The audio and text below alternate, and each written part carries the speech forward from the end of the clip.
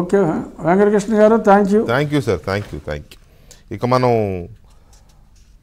ఇప్పటివరకు మాట్లాడింది ఒక రకంగా జగన్మోహన్ రెడ్డి గారు చాలామంది ఎమ్మెల్యేలని రిజెక్ట్ చేస్తున్నారు మళ్ళీ నెక్స్ట్ టైం టికెట్లు ఇవ్వడానికి. ఇంకా కొంతమందికి ఈ నియోజకవర్గం నుంచి ఆ నియోజకవర్గానికి నుంచి ఈ నియోజకవర్గానికి మారుస్తున్నారు.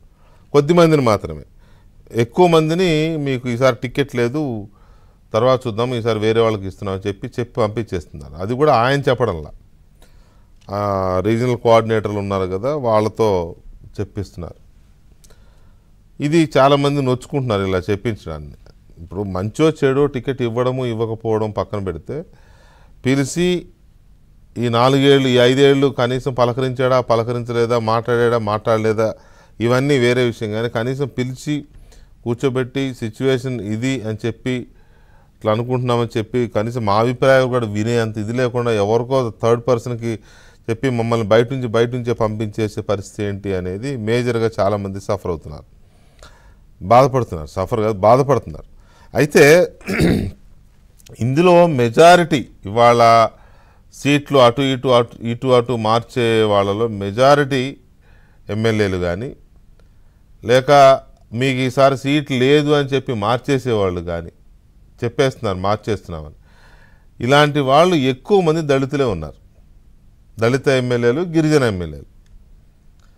వీళ్ళ మీదనే వీళ్ళు బీసీలు కూడా ఉన్నారు. కానీ ఆల్మోస్ట్ దళిత ఎమ్మెల్యేలను అయితే 100% కాకపోయినా 95% దళిత సిట్టింగ్ ఎమ్మెల్యేలని అయితే నియోజకవర్గాలు మార్చడం, ఎక్కువ మందిని మొత్తానికే టికెట్ లేదని చెప్పడం జరుగుతుంది అనేది ఇప్పుడు వైసీపీలో చెప్తున్న మాట. ఉదాహరణకి ఇప్పుడు ఇలా సఫర్ చేస్తేనే ఆమె ఉండవల్లి శ్రీదేవి గారు ఆమె ఆల్రెడీ బయటకు వెళ్ళిపోయినారు. మేరుగు నాగార్జున గారిని ఉన్న వేమూరు నుంచి తీసుకెళ్ళి ఇంకో నియోజకవర్గానికి వేస్తున్నారు. ఆదిమూలపు సురేష్ మంత్రి, ఇద్దరు మంత్రులే, ఈ మంత్రిని తీసుకెళ్ళి ఇంకో నియోజకవర్గంలో వేస్తున్నారు. తర్వాత పూతలపట్టు ఎంఎస్ బాబు దళిత ఎమ్మెల్యే, ఆయనకి ఇవాళ నా మీద నిందలేస్తారేంటి, కనీసం మీ ముఖం కూడా చూడనివ్వలేదు నన్ను ఇన్ని రోజులు అని ఇవాళ ఆయన చాలా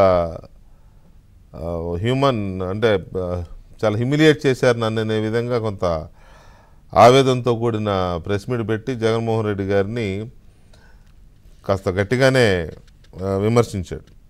సో అది కూడా వికెట్ డౌన్. డొక్కా మాణిక్యప్రసాద్ గారిది అయితే ఇందాక మనం మాట్లాడుకున్నాం.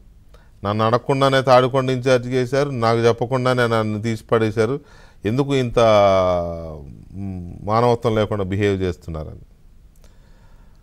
ఏదో హోంమంత్రి వనిత గారి పేరు కూడా వినపడింది ఎక్కడో, ఈసారి ఆవిడ్ని మారుస్తారనో లేకపోతే టికెట్ ఇవ్వకుండా పక్కన పెడతారని ఎక్కడో వినపడింది, అది నాట్ షూర్.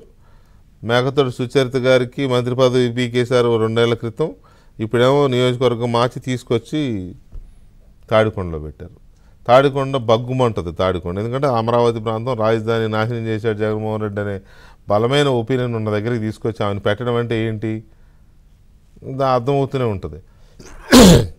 అలాంటి సిచ్యువేషన్ అక్కడుంది. తిరువురు ఎమ్మెల్యే రక్షణ నిధి, ఆయన పరిస్థితి కూడా అలాగే వార్తలు వచ్చాయి ఈ మధ్య. ఆయనకు కూడా ఈసారి టికెట్ లేదని చెప్పి వేరెవరినో ఎతుకుతున్నారు అని చెప్పి ఏదో వార్తలు వస్తున్నాయి. సో ఇలా ఇంకా చాలా ఉన్నాయి. ఇలా తీసుకుంటే ఆల్మోస్ట్ అందరూ దళిత ఎమ్మెల్యేలకి ఇదే పరిస్థితి, గిరిజన ఎమ్మెల్యేలకి ఇదే పరిస్థితి, బీసీలు కూడా ఉన్నారు. కానీ ఎందుకు ఇంతగా నా ఎస్టీలు అని చెబుతూ వాళ్ళనే పర్టికులర్గా టార్గెట్ చేశారు అనేది ఇప్పుడు అంటే మేమే అవినీతి పరులమా, మేమే అసమర్థులమ్మా, మా మీదే ప్రజా వ్యతిరేకత ఉందా అనే ఒక ఇన్సెక్యూరిటీ కావచ్చు, లేకపోతే ఇన్ఫీరియారిటీ ఫీలింగ్ కావచ్చు ఆ దళిత ఎమ్మెల్యేల్లో వ్యక్తమవుతుంది. కొందరితో మాట్లాడినప్పుడు ఏంటి మీ పేరు ఇలా వచ్చింది ఏంటన్నా అంటే, మాకు ఉంటాయి కదా పరిచయాలు, ఎంత వైసీపీ అయినా మాట్లాడతారు వాళ్ళు బాగానే మాతో. ఏంటి అంటే మా కర్మ ఏం చేస్తాం, ఏదో అక్కడికి మేమే ఏదో దోచేసినట్టు.